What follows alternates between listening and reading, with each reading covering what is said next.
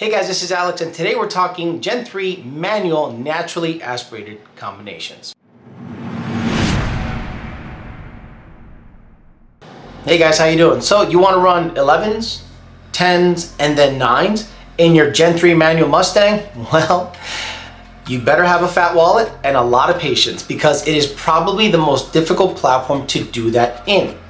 While on Gen 2, it seemed fairly simple and straightforward, Gen 3 makes it a lot more difficult for the sheer fact that the MT82 that came in those Mustangs have a completely different gear ratio and a completely different weak link than previous generation MT82 Mustangs had.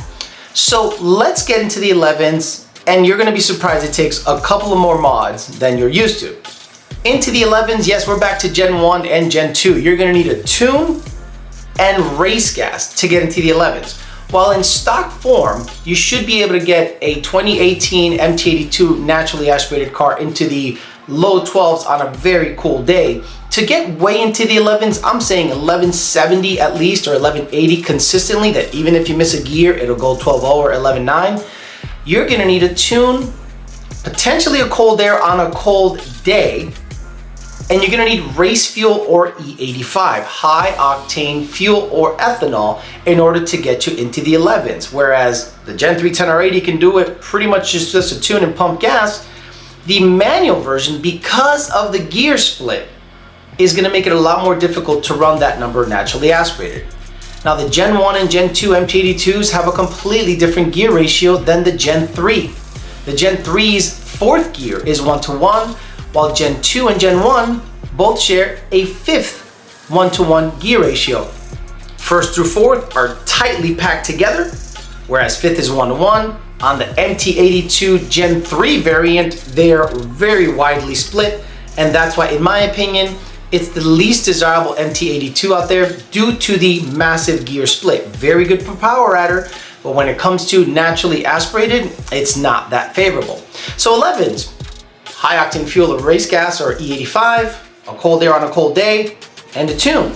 And it should be able to do it on a regular stock tire if you know how to slip the clutch. Now 10s. 10s require a lot of work. We're gonna have to completely do suspension work. You're gonna have to get dampening control, meaning Viking Crusaders or Warriors out back. You're gonna need a drive shaft and potentially a clutch. Also, I don't have to say it, a drag pack. You're gonna need a drag pack and a bias ply tire, which is the norm for manual Mustangs. Pretty much when you wanna go anything quicker than 11s with a manual Mustang, you're gonna need a bias ply tire and a bunch of suspension work. So on the suspension front, just like always, the Steeda Stop the Hop kit, in my opinion, is the best one out there. You're gonna need dampening control, so you get some Viking Warriors or Crusaders. You're gonna get a set of Hoosier QuickTime Pros 2811x17.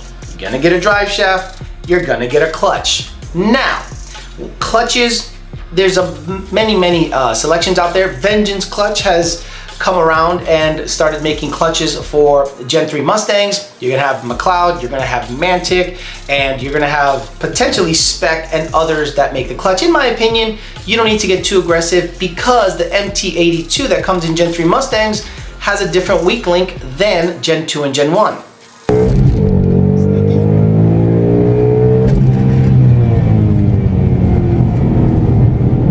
And there it is. There it is. Broken forks. That's right. You're gonna break the forks. It's not a matter of if, it's a matter of when. I was famously caught on video breaking the shift fork on a 2-3 shift. Ended up being a tiny little plastic piece on one of the shift forks, which has then been fixed by Ben Calmer installing or selling billet shift forks that completely takes the weak link away from the MT82 D4 variant. But in order for you to go 10s, you're gonna need E85, you're gonna need a tune, you're gonna need a clutch, drive shaft, suspension, dampening control, and a drag pack. That's right, it sounds like a lot, because it is a lot. And because the gear ratio is not favorable on the MT82 D4 variant, you might want to consider, if it's gonna be a drag car, a very aggressive rear gear ratio. 4.09 seems to be the street norm.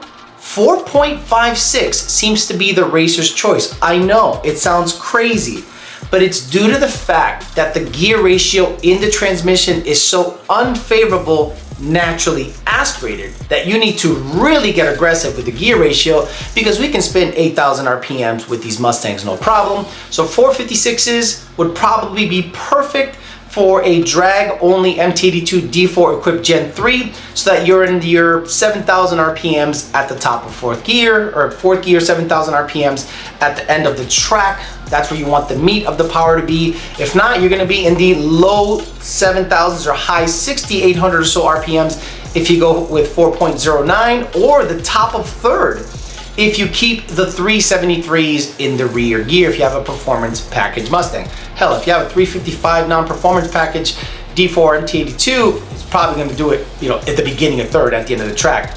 Really unfavorable gear ratios, and that's the downfall of the Gen 3 manual Mustang in naturally aspirated form. Once boost comes into play, everything changes. It's actually good to have that gear split. So it's up to you what you want to do. Now, nines. I do not know anybody that has gone nines. Again, not one person that I know has gone nines. Naturally aspirated Gen 3 D4 MT82. So in theory, the engines make great power. And if you can do it with a Gen 3 10R80, you should be able to do it with a D4 MT82 if you're willing to really get after it. Now, what does that mean? That means crazy weight reduction. We're talking doors, we're talking seats, we're talking just Houston gut. All the stuff I mentioned on the previous stuff: suspension, dampening control, drive shaft, and clutch. But now we're gonna have to get a Cobra Jet intake in there, coupled with Comp Cam 433430.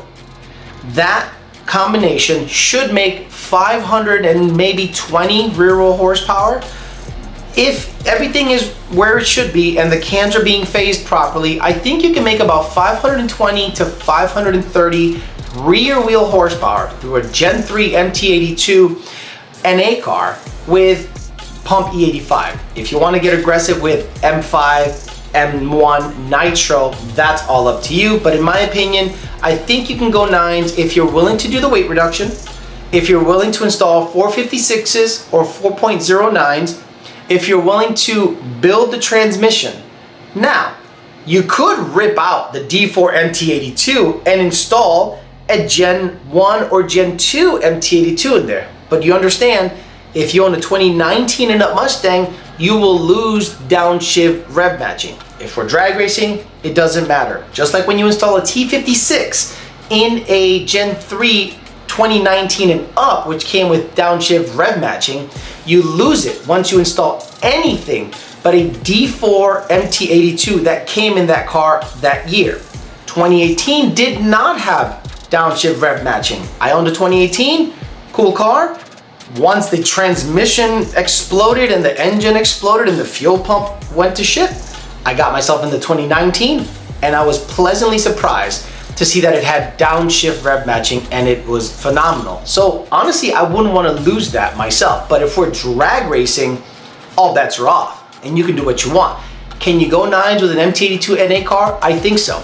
Comp cams, E85, PMAS fender well, Cobra Jet, RST, Mantic, or Vengeance clutch, Ben Calmer built Stage 3 MT82 D4 variant, because you're gonna break a bunch of stuff. You're gonna break shift forks, you're gonna break a bunch of stuff before you get there, so might as well just get it built D4 MT82 from that year vehicle.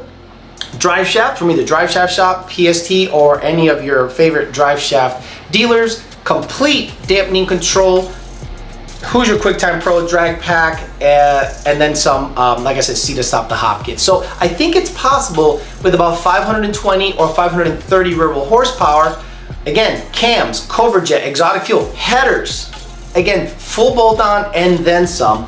And I think you can get into the nines pretty easily. But again, I think the biggest downfall of the Gen 3 MT82 is the transmission.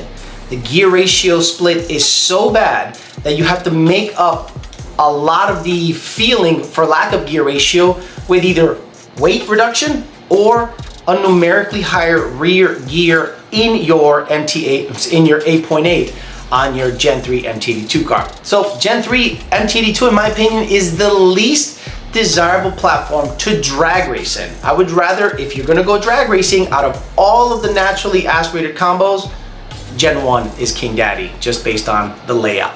Hopefully you guys enjoyed this video. Coming up is boosted Gen 3 10R80. Thanks for listening, guys. Talk to you later.